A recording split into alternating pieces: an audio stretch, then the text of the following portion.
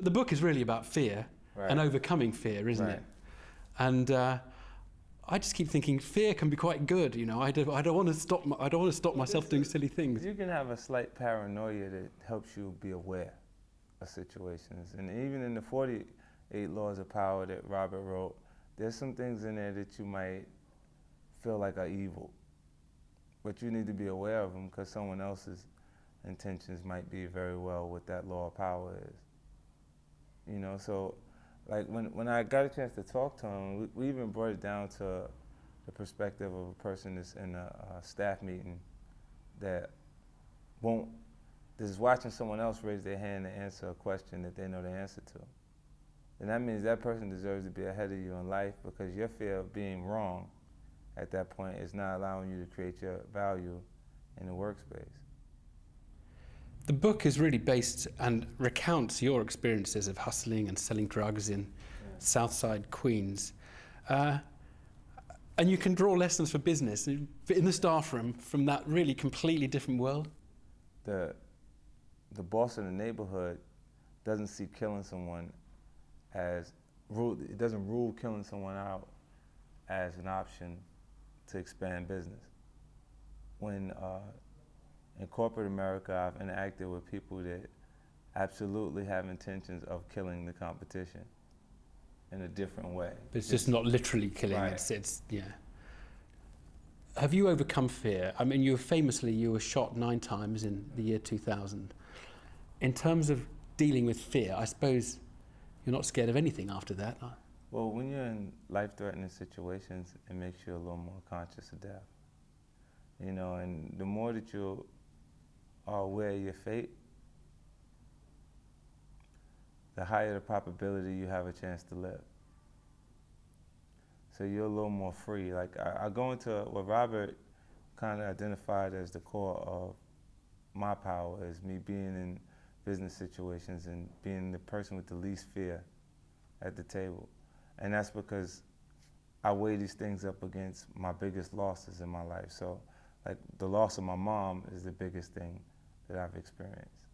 So walking into a room, even at the worst possible scenario, it won't damage me to the point or hurt as much as that hurt it. So I'll go in there in a secure space, able to speak and ask the questions, and I'd rather feel like I'm unaware for the moment within those quarters than to feel like I'm unaware in a losing situation. I mean, the book does describe some fairly nasty incidents. I mean, just in a chapter about the Hustler King, you slash the face of a rival's assistant who's out to hurt you. Yeah. I mean, looking back on all of that, I mean, how do you sort of feel? Because you've just moved so far away from that now. Yeah, I did. But, you know, like, I think the things you go through make you who you are. So I don't regret those things. I don't regret them because I don't think I'd be who I am today if I wasn't exposed to those situations. If you ask me, those are unfortunate situations that I've had to experience. And if I had a choice, I would have definitely went in a different direction. I might have wanted to go to school for business instead of having to go through this portion of my life. But tough lesson, yeah. Yeah, but under those circumstances, when you're in an environment where you meet aggression with aggression, or you're deemed weak, and the weak becomes the prey, you gotta kind of back people off of you at different points. And it really felt like that in that. Literally. Yeah. And when you're willing to go as far as further than the other guy, you always prevail. You always end up on top. It's like the kid in the schoolyard that doesn't want to fight always leaves with a black eye, because as soon as the other kid identifies he doesn't want to fight, he hits him. But this is back to the negative view of human beings. Yeah, like I mean, I never wanted to fight, but kids. Actually, I did get hit at school a little bit, but not very much. Like, but when they say no, I really don't want to do this. Pop, that's when you get hit. You just gave the other guy enough confidence to hit you at that point. Especially when there's a bunch of kids behind him jumping up and down saying, "Whoop him." You know, like those experiences from when I was really small, I identify with that. So I ain't never been in a space or those situations where, even if I didn't want to fight, I didn't show them. And then let's talk about the world of rap, which is a bizarre world, obviously, hip-hop. I have to ask you why you have all these beefs with people. You just get into arguments with people all the time, feuds. What's going on? The competitive nature of hip-hop has always been one of the driving forces, one of the elements in the art form that keeps it thriving. The youthful audience that's attracted to it has a low attention span. So it's always out with the old and with the new, as far as they're concerned. So the guy that comes into hip-hop music, you know, while we continuously use metaphors for things, I'll use the metaphor of a fighter. Fighter will go into the actual gym, day 2, his coach is calling him champ. Because he weighs 154 pounds, he's watching Floyd Mayweather fight saying, I'm gonna beat Floyd Mayweather one day, or I'll be as good as Floyd Mayweather. When he doesn't even know how to fight at that point. He just begins his training. You know, and rappers psychologically are like fighters, where they condition themselves to believe they're as good as the guy that is in position at that point. So I'm constantly challenged.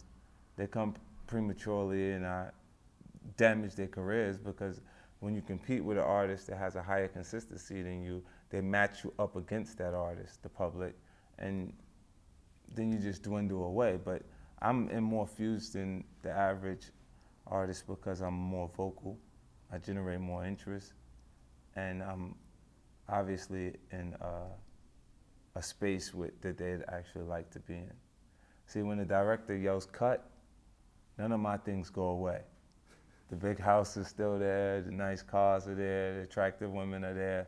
When he yells cut to them, everything goes away. They write the life that they aspire to have, and I'm writing the struggle.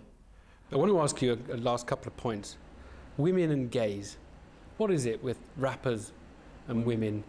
This is great. You know, You're right, my alley with this. Is this an affectation, the language? No. And the See, you know what is it ironic or is it serious? Because the song is 3 minutes before you reach an overkill point. You only have enough time to create a description. There's no time to develop cause and effect. There's no time to establish social standards or moral standards. So when you make reference to whore, do you know what I'm talking about? The average woman is out in a nightclub that hears that is not offended by it. Right.